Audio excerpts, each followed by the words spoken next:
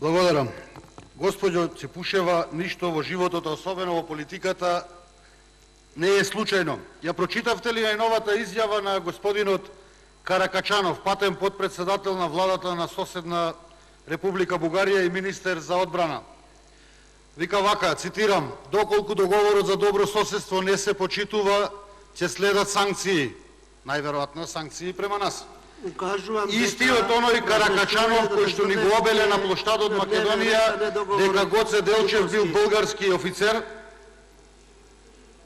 и дека Инденското востание било најголемото бугарско востание. Тоа треба да се заскрие со оваа дебата, господјо Ципушева.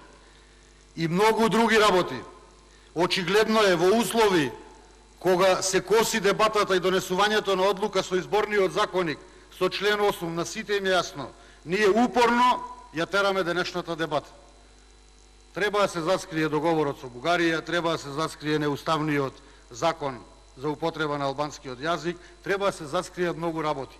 Меѓутоа, треба да се заскрие една работа за која што зборував на ребалансот за буџет. И ова ливче затоа го зедов, за да цитирам и да кажам точни бројки. Пред само 9 месеци господинот Тевдоски го изјави следното, цитирам: "Да ги прекинеме. Власта задолжува секој од нас по 60 денари на ден." Денес знаете која изјава треба да следува? Да ги прекинеме. Власта го задолжува секој граѓанин за 97 денари на ден. Тоа треба да се заскрие, господјо Ципушева.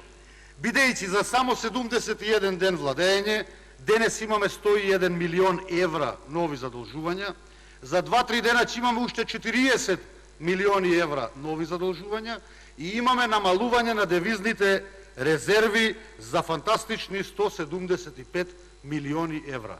На крајот ќе испадне она мојата, дека до крај на годината ќе се задолжи новата влада за повеќе од 450 милиони евра.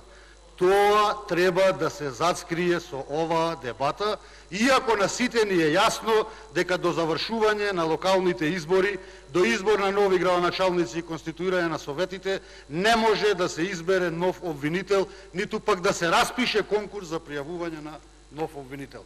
Тоа е целата приказка, господјо Ципушева, и затоа ние мора да продолжиме да дебатираме за на јавноста да ја предочиме што е целата оваа намера и каде лежи зајакот, што би рекол народот. Благодарам.